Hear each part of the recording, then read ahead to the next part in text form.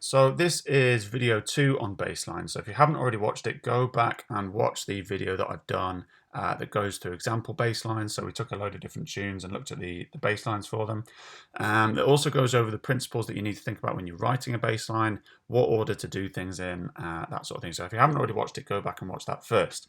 This video is looking at, I've got 3 different basslines that I'm going to put over a chord progression for you. And you can see the kind of the differences in those 3, and they're kind of we've got like an easy one, medium one, and then a hard one. So 1, 2, 3 is kind of easy, medium, and hard level. So we've got 2 different chord progressions here. If we have a look at the piano part, we've got this one here, which is B flat, D flat, A flat, and E flat, and then repeated.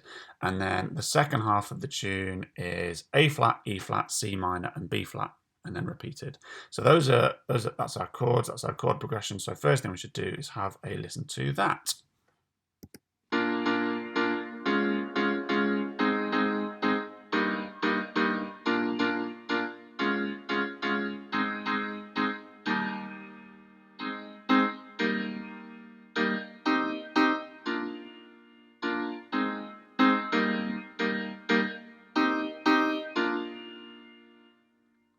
So quite simple chords. Most of them are kind of in root position, but we've got a little bit of syncopation, a little bit of offbeat rhythm in there, just to try and make it as interesting as possible. Right, okay, so onto our basslines. So bassline 1 is pretty much as simple as I could have made it. So we've got, in the first section, we've got just crotchets, so it's really, really steady rhythm. And in the second section, we've just got semi-breathe. So it's rhythmically, it's as simple as possible. In terms of what notes we're using, we're literally just using the first note of our chord. So if it's a B flat chord, we're using a B flat. If it's a D flat chord, we're using a D flat. A flat chord, we're using an A flat, and so on throughout the entire tune. And it does work quite well. It's quite simple, but sometimes simple is a good thing. You can have a listen out for the way that we've got a really, really straightforward rhythm in the bass guitar part, and the way the kind of offbeat syncopated rhythm in the piano kind of plays off that a little bit, so it kind of bounces back and forth. Have a listen.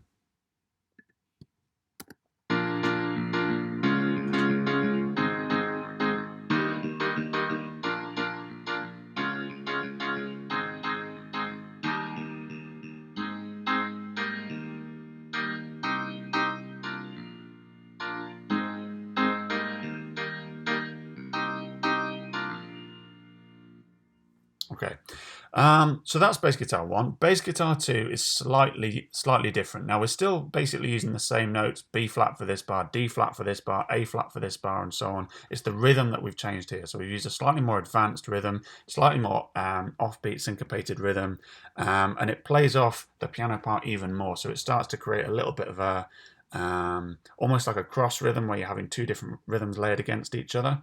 So have a listen to the piano part with bassline 2.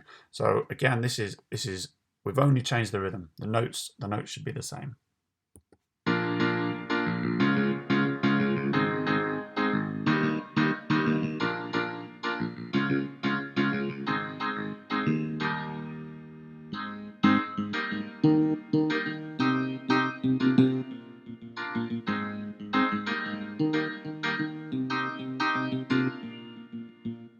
And you can start to hear what a difference that the rhythm makes. It really kind of adds a lot of energy to the piece. So it really does make a difference. The rhythm of your bass line is really important, I think.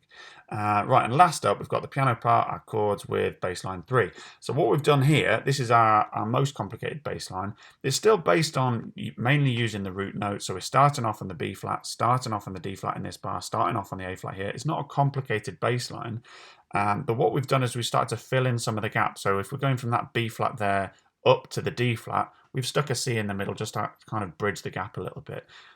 D flat going down to an A flat, we've stuck a C and a B flat in the middle to again just kind of bridge that gap.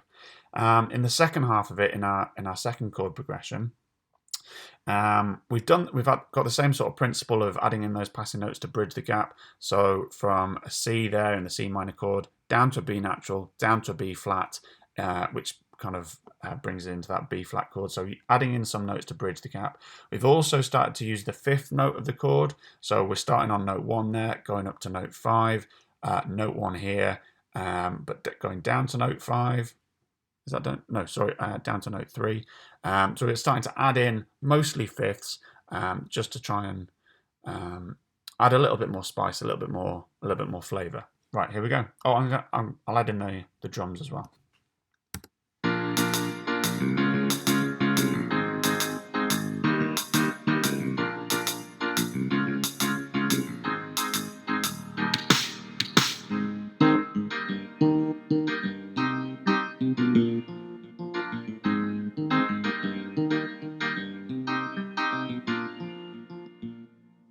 So there we go. There you have it.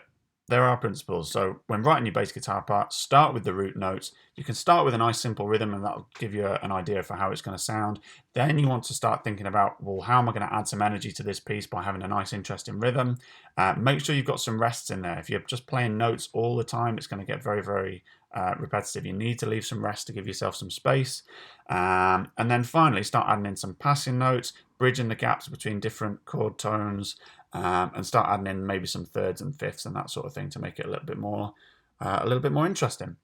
Now I'm going to play this before we start. I'm going to play this through Logic. I've added in a few effects and things. It's still a bit of a work in progress, but you can start to get a feel for it as a bit more of a piece. So section 1 is this whole section here up until bar 33, and then that's section 2 is just that little bit there.